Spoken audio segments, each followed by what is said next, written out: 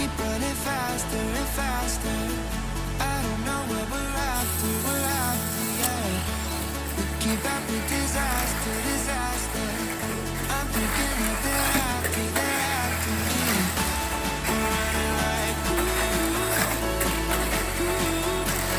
faster and faster. We're running like faster and faster.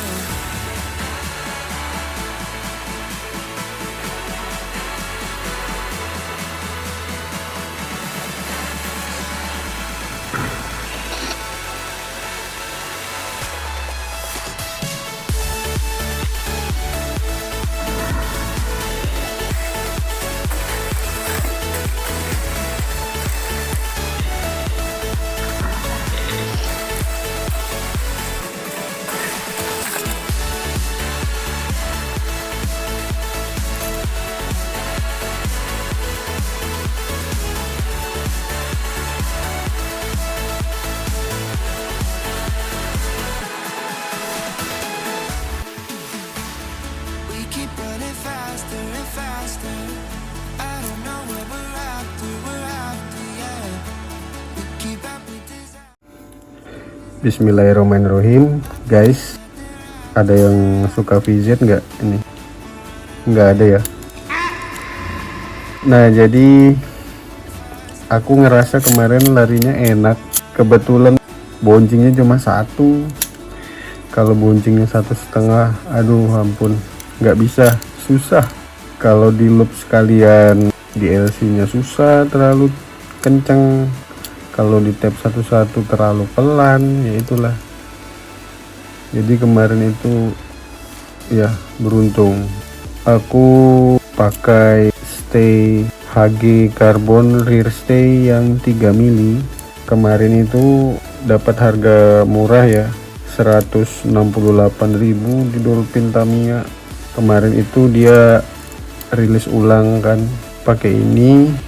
Ya udah lama ngincer stay ini, bagus. Lubang terakhirnya ini lubang 13, jadi cocok pas di bawah. Seperti biasa aku senangnya gini nih, FRP reinforcing plate di JR2 biar kuat, pemasangan remnya jadi enak. Roller 13-12 mm kiri dan kanan, pakai yang ring karet. Kalau mas damper opsional ya. Ban pakai small yang karbon, karet bannya super hard. Side stay seperti ini, side stay AR, aku tumpuk 2. Pemasangannya seperti ini.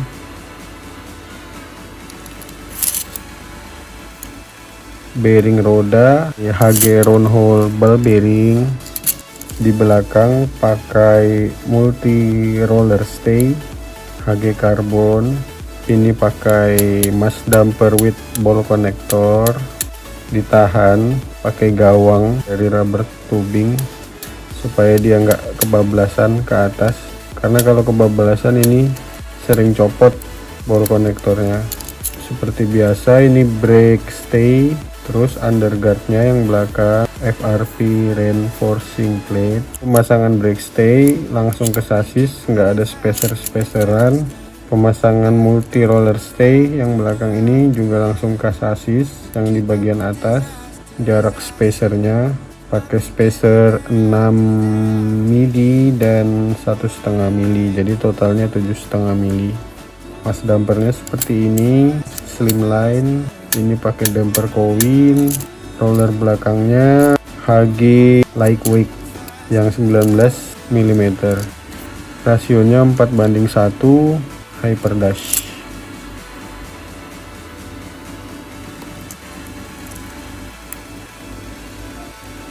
Kering, sehat, nggak berceceran minyak.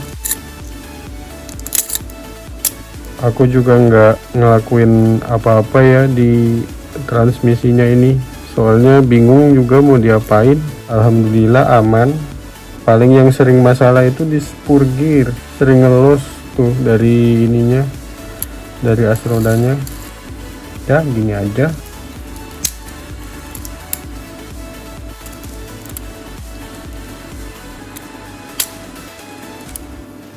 nggak ada trik-trik khusus juga, nggak ada trik sulapnya.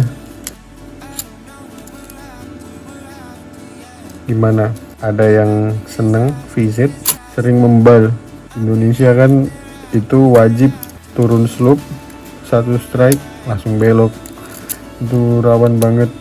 Jadi kadang itu ada dari temen-temen tuh ngasih komentar ya, Om, settingan BMX ala Jepang itu nggak cocok sama layout yang di Indo. Ya awalnya aku mikirnya juga gitu ya, awalnya nggak cocok, cuma itu ada benernya, tapi nggak bisa dibilang nggak cocok juga karena tugasnya dia ini cuma selesai 3 lap. Jadi mau gimana pun layoutnya, lajunya sebisanya aja. Kalau nggak mampu kebut ya di rem, makanya saya selalu pakai rem. Jadi aku selalu pakai rem. Mau brakeless itu susah ya. Kalau bisa brakeless itu pakai tune aja. Kalau udah pakai dash itu susah. Saya juga nggak ngelakuin sampai ngamplas roller pakai karet bubut. Bilangnya Rosco kemarin karet bubut, enggak, biasa aja. Ini angle-nya juga bawaan sasis nih, angle depannya. Sebenarnya boleh ditambah derajatnya, ini angle depan ini boleh ditambah, cuma aku agak kaku deh orangnya, lebih senang gini aja. Selain aturan dimensi dan clearance, ada 3 hal aturan baku dari Tamiya Mini 4WD yang sampai di open class pun itu nggak boleh dilakuin, dan aku berusaha sebisa mungkin untuk taat sama hal itu.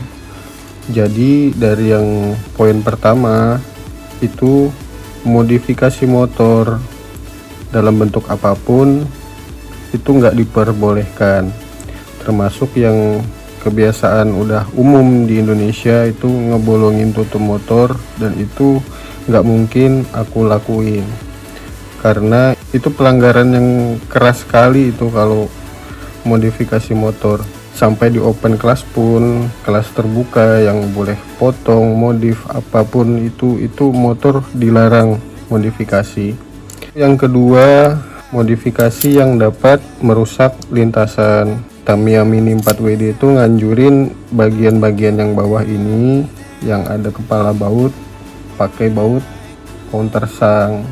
Jadi dia dimasukkan gitu, nggak ke expose, nggak nabrak di track. Lalu modifikasi seperti yang roller di amplas itu saya nggak mungkin lakukan karena itu juga termasuk modifikasi yang merusak lintasan. Jadi sampai open kelas pun itu nggak dibolehin ya modifikasi seperti itu. Aku paham masalahnya, kadang lewat lane changer itu susah karena apa, treknya licin itu juga karena minyak yang berlebihan di mobilnya para racer. Jadi ya sebenarnya kalau semuanya disiplin, nggak ngecer minyak di lintasan, saya rasa nambah angle aja cukup deh, nggak usah sampai di amplas, diparut atau digergaji. Yang ketiga nih ya, modifikasi yang dapat mengotori lintasan, yaitu tadi termasuk ngecer oli, ngecer minyak, dan misalkan nih kalian ngecat, ini stay-nya dicat atau sasisnya dicat, nah pastikan catnya itu kering sempurna, jadi dia nggak ngotorin lintasan gitu. Jadi 3 poin itu nggak bisa diganggu gugat gitu. Selain dimensi dan clearance, ada 3 poin lagi nih. Modifikasi motor tidak diperbolehkan, modifikasi yang dapat merusak lintasan tidak diperbolehkan, dan perilaku mengotori lintasan itu nggak diperbolehin karena ketiga poin itu mengganggu jalannya perlombaan. Jadi sampai di open kelas pun itu roller kasar itu nggak diperbolehin. Di open kelas ngurangi ukuran roller itu nggak apa-apa, tapi permukaannya nggak boleh kasar. Makanya kadang ada yang kasih saran nih, Om remnya lepas aja, mas dampernya dikurangin. Susah, bener susah. Bisa aku paksa, tapi nggak mungkin ini bisa lewat di lane changer dengan kecepatan seperti itu. Lalu kenapa kok di Indonesia itu lewat LC itu momok gitu? Jadi lane changer itu sepertinya obstacle khususnya. Lane changer itu bisa dilewatin dengan mudah kalau lewatnya bener. Jadi kalau yang umumnya di Indonesia itu obstacle-nya biasanya kan hanya tabletop sama double bouncing. Obstacle itu semuanya bisa dilewatin dengan kecepatan tinggi.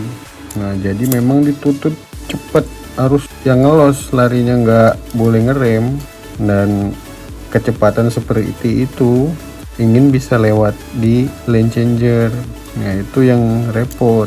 Idealnya main mini 4WD mobilnya di limit di tracknya. Jadi misalkan main ini nih BMX pakai sprint, aku aja belum berani pakai sprint dash itu, malah nggak kepikiran, malah pengen beli. Tapi di luar sana itu banyak yang pakai sprint dash. Kenapa? Jadi tracknya itu kebagi gitu, ada sektor kebut, ada sektor obstacle yang mereka nuntut ngerem. Jadi ada obstacle yang slope up 2 strike langsung belok. Bayangin itu pakai dash, sprint dash, biarpun ban kecil, kalau nggak ngerem itu bablas bro. Malah kadang ada slope up 1 strike belok gitu. Jadi mereka biarpun lane changer, sebelum lane changer itu ada 4 keping lurus, 3 keping atau 5 keping, ya lane changer biasanya lewat aja, karena kalau di obstacle lain dia bisa lewat, di lane changernya ya udah lewat aja gitu. Jadi lane changer itu bukan obstacle utama aslinya, yang sehat seperti itu. Jadi kenapa di Indonesia itu mobilnya bisa sama semua di semua kategori, open kelasnya sama, seragam, demperannya seragam, sampai STB-nya pun itu seragam. Jadi memang diarahin ke situ, dan sampai sasis yang dominan pun sama, settingannya pun juga sama, sampai sespesifik itu tuh. Jadi kayak seperti one make race gitu, nggak ada yang lainnya, itu ya begitu, samaan semua, karena memang diarahin ke situ.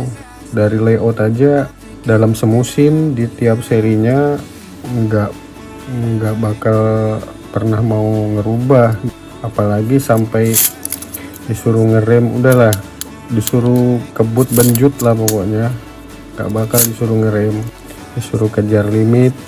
Makanya pasti prioritasnya ke mobil yang tercepat. Settingannya seperti apa nih, ya udah gitu. Kenapa yang populer itu settingan kerucut, narrow, itu juga ada alasannya ya. Jadi saya rasa cukup ya, gitu aja. Jadi maaf aja kalau ya mobil milik saya ini BMX ya nggak bakal bisa seperti Damper Style, itu sulit. Ini masih jauh banget di bawahnya Damper Style. Jadi biarpun ini roller unlimited, stay-nya unlimited, tapi ini masih hitungannya masih basic. Jadi pemrosesannya cuma counter sang aja, sama paling nembus ban, nembus ini as roda, udah itu aja. Oke, saya rasa cukup ya, videonya kepanjangan, udah gitu aja. Terima kasih udah nonton. Kalau nggak suka dislike aja, maki-maki aja nggak apa-apa. Oke, terima kasih. Wassalamualaikum warahmatullahi wabarakatuh.